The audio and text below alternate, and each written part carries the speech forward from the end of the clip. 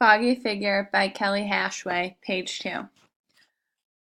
Mom and Dad will be really angry if we go out on the lake alone in this fog, Justin said.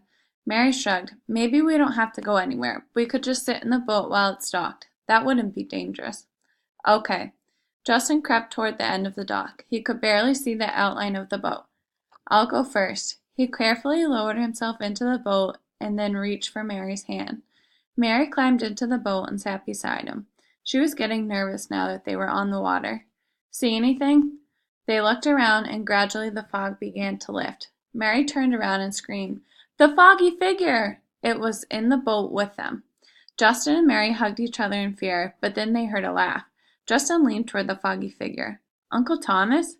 I knew that story would get you two out of bed early enough to take a boat ride with me." Mary sighed, happy there was no Foggy Figure after all. Justin looked relieved too. Uncle Thomas laughed.